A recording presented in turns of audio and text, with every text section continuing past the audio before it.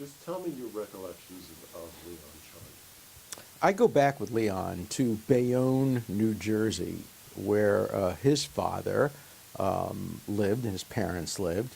My first wife lived in Bayonne, so we had that connection. My father and his father worked in the same neighborhood, and he played basketball for Rabbi Jacob Joseph Yeshiva High School, and I played it for Brooklyn Talmudical Academy. So we really started at the same place. We're exactly the same age. And over the years, we had many passions and projects in common. Soviet Jewry, the Israel peace process. I was on his TV show, Haifa University, love of Israel, love of America. We were two peas in a pod from the same generation. And his accomplishments? Leon Charney accomplished so much. Considering his humble beginnings, he made such an impact on the world, whether it be on the peace process that resulted in the agreement between Israel and Egypt, whether it be his TV show, which I was on and loved to be interviewed by him because he always asked the hardest questions. He was a great lawyer before he became a real estate mogul, you know, a self-made billionaire who gave so much of his money away to good causes. His accomplishments will live on for many, many, many generations. Could you talk to me, please, about his concern for peace in the Middle East and his view of the Middle East? Leon understood that Israel would do best if there were peace, and peace could only come through strength and negotiations. He understood that a weak Israel could never make peace, so he pushed very hard for a very strong Israel, and then he pushed very hard for a strong Israel to make the kinds of compromises that are essential for peace.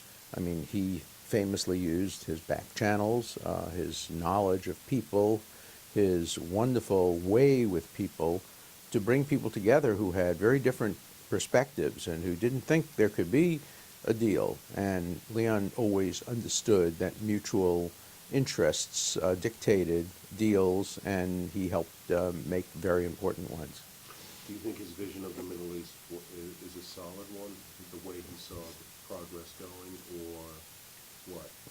I think Leon saw the future. I think he understood that the Middle East required peace and that Israel actually had more in common with its neighbors, Egypt and Jordan, perhaps Saudis, the Emirates, than those countries had with more radical Muslim elements, such as those in Iran.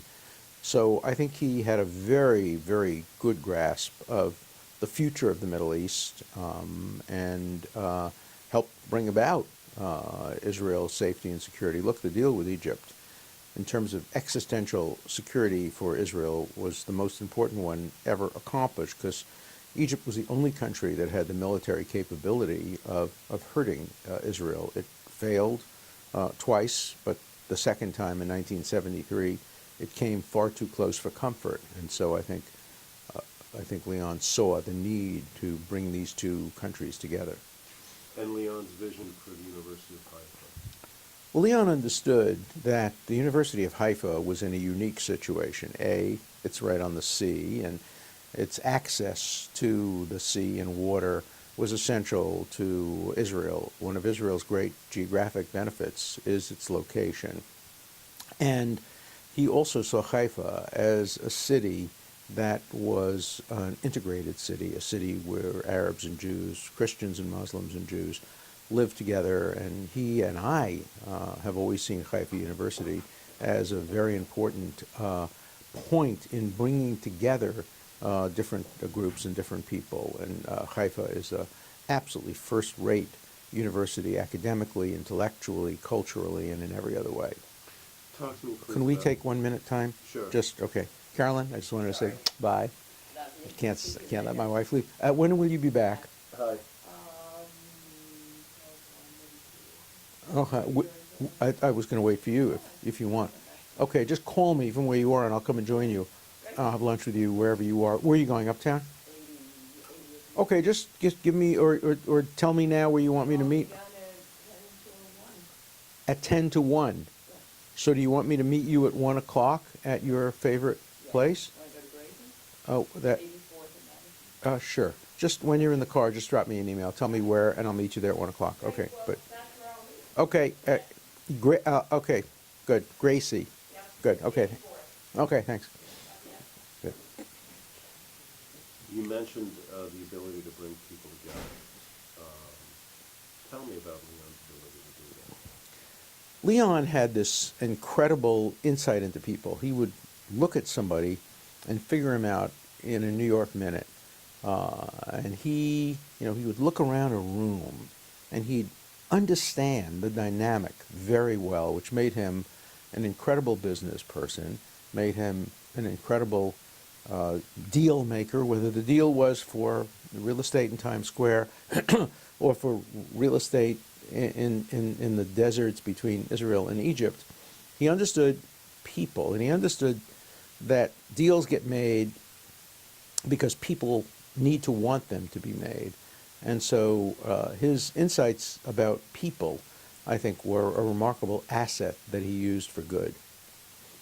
Okay, that's kind of like, we were talking about earlier with Mr. Forbes about Leon's intellect and his instinct and the combination of those two. What do you think about that? Leon was over the top smart analytically. I mean, he played chess with the world, and he was always 8 moves ahead. But a great chess player doesn't only look at the board. A great chess player looks into the eyes of the person sitting on the other side of the board. And Leon had the remarkable ability to both understand people and to understand the dynamics of the world. Leon and I had something else in common. We loved singing Jewish liturgical music. He was really good at it, and I'm only mediocre. But we loved cantorial music. He was a chazan. My grandfathers were both chazanim, and I was in the choir of 2 great chazanim, Beryl Chagi and Moshe Kusevitsky, and so we shared a passion for Jewish liturgical music, in addition to many of the other political, legal, and other issues that we shared. His influence, although understated, to say the least, can you comment on that for me, his legacy as it will continue? Leon's legacy will endure, certainly as long as the Israel-Egypt peace endures, which hopefully will be forever. I think his legacy will also endure through his books, through his charitable contributions to hospitals and other institutions. Leon was a backroom guy. He was a back channel guy. And so his influence will always be underreported and understated. He was far more influential than the media made him out to be, and I think his influence will endure. And do you think that's a testament to the man himself? Leon was a remarkable man. Starting out in Bayonne, New Jersey, from a poor family and making it all on his own, going to college and law school, and then developing real estate business and developing a television show. He did it his way. He did it with nothing backing him up. Everything he did by himself. Remarkable, remarkable human being. And I will always miss him, but remember his great contributions to values that we shared. Yeah, I think we're good. I think we're good. Thank you. What do we have? That's good enough. Good. They'll give